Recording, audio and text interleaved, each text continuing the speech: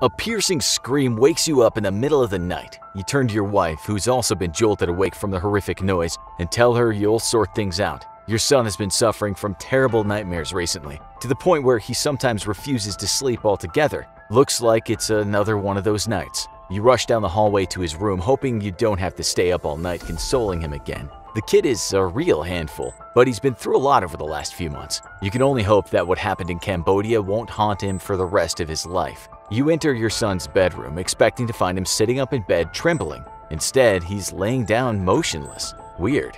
You approach his body calling his name, but he doesn't react. Maybe he's already fell asleep again, but something's wrong. Is he even breathing? Panicking, you check his pulse. You can't find it, and he's definitely not breathing either. How could this be possible? Just a few hours ago he was fine. It's like he died in his nightmare. Now it's you that lets out the scream. If you're planning on sleeping soon, stop this video now. This gruesome tale will keep you tossing and turning for the entire night. Living in Cambodia from 1975 to 1979 was enough to give anyone nightmares. The reign of dictator Pol Pot and his party, the Khmer Rouge, was filled with terror and tragedy. Over the 4 years the party had power, almost 2 million people from various minority groups died. That's around a quarter of the population, making it one of the world's worst genocides ever. Those who died under Pol Pot's reign were buried in the killing fields, the chilling name for the mass graveyards containing the victims. Others escaped as refugees, but little did they know that many of them would face circumstances almost as terrifying when they arrived in the places offering them refuge.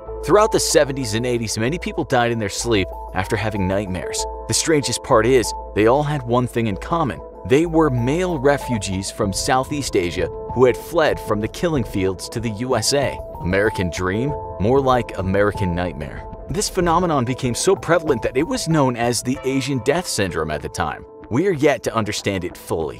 One day in 1981, medics arrived at a refugee camp in the US after hearing that a man was having some kind of fit in his sleep. They found his heart contracting wildly, as if he had a heart condition or was in fear. But nobody knew who or what he was afraid of. He was asleep after all.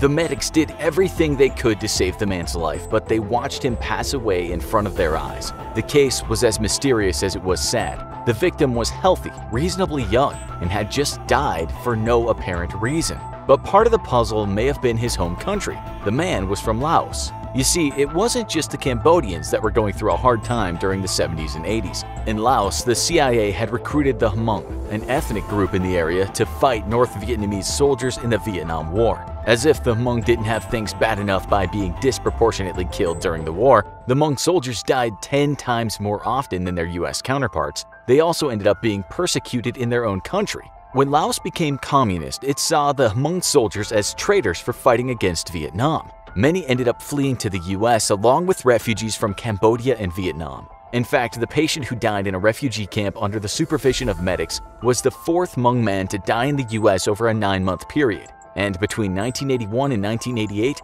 more than 100 men from Vietnam, Laos, and Cambodia died mysteriously in their sleep. It might have just been a coincidence, but it's pretty unusual for healthy and young people to die in their sleep with no explanation. Almost everyone who died was in their 20s and 30s. Even more creepily, almost all the victims were men and boys. Only one female died. What was it about young Asian males? And the story of one young boy makes the whole situation sound even more ominous than it already does. Now, if you're even mildly into horror movies, this story might sound familiar. That's because the mysterious so-called Asian death syndrome became the inspiration for A Nightmare on Elm Street. After the film director Wes Craven heard the story in the news one day, he realized it would make the perfect plot for a horror film. So if you ever watched the film and Freddy Krueger is freaking you out, it's no use reassuring yourself that it's just a story. Sorry, but no it ain't. While I'm at it, I might as well hurl some more creepy facts at you. Craven also based the character of Freddy Krueger on 2 people he knew in real life. The name Freddy Krueger was inspired by a childhood bully, Fred Krueger, who had tormented Craven when he was a child. And his appearance and overall vibe came about after Craven was a boy at home one day and saw a strange-looking old man walk past. The two locked eyes, and bizarrely, the man came closer and stood outside his window, staring at him. After a few tense moments, the old man walked away, but he obviously left a lasting impression. Damn, I thought I had a twisted sense of humor. But back to the killer dream outbreak. The story about the man who died in his sleep might have been mysterious, but it's nowhere near as chilling as this one. A Cambodian family fled from the genocide to the United States in the 70s, ready to start a new life. There was just one problem. The son started having nightmares. Just like the beginning of many good horror movies, the boy dreamed of being chased and woke up terrified. We've all had creepy dreams about someone running after us, but I guess his were a notch above the standard nightmare, because they freaked him out so much that he avoided sleeping altogether. Literally, he'd force himself to go days on end without sleeping. He must have drank a lot of coffee. His parents were concerned for obvious reasons. They tried to coax him into sleeping to no avail. The kid was convinced that if he fell asleep, he'd die. From an outsider perspective, it all sounds a bit melodramatic. Maybe the kid needed some attention from his parents or something, but bizarrely it turned out that he wasn't overreacting. No matter how much double espresso you drink, you will eventually need to fall asleep. Well, despite his determination, this boy was no exception. One day, he fell asleep. His parents were relieved, thinking they could finally convince him he was safe while he slept, and the demons from his dreams could never hurt him in real life. Oh, the irony. Rinse and repeat, the boy fell asleep, he had a nightmare, and he started screaming.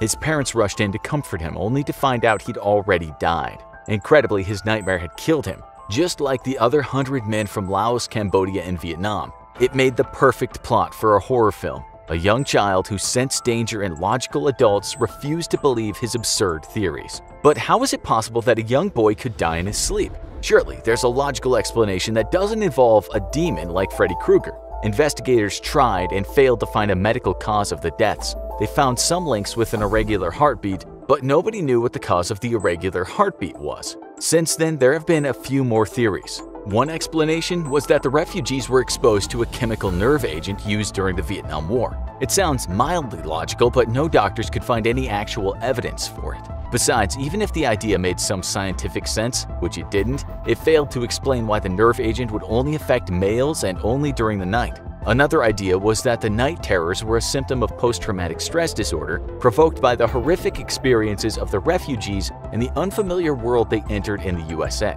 But again, even though this makes some sense, there was no proper evidence for it and no explanation why females didn't also suffer from PTSD. So back to the drawing board. Ever heard that old wives' tale that if we die in a dream, then we also die in real life? So we always wake up from nightmares a few fractions of a second before we're about to die? Sorry to disappoint, or maybe it's a source of relief, but it's not true. It is true that when things happen in a dream, they can trigger us to have the same physiological reactions in our waking state. Kinda like when you're screaming in your dream, then you wake up to find you're really screaming. Or when you urinate in your dream and wake up to find and realize, oh come on, please say it's not just me. Basically, it's theoretically possible that a dream could trigger a physiological reaction that ends with you dying. When people die suddenly in their sleep, it's put down to sudden unexplained nocturnal death syndrome. There's a nice piece of medical jargon for you. Some academic studies think that this phenomenon could be biological or genetic, explaining why people of the same ethnicity, age, and sex died. Also known as Brugada syndrome, the disease is actually the most common cause of natural death amongst the young, healthy Asian population. It's a rare heart rhythm disorder that can lead to sudden cardiac arrest, meaning a loss of heart function, breathing, and consciousness. It can happen while people are awake, but it's most fatal when they're sleeping.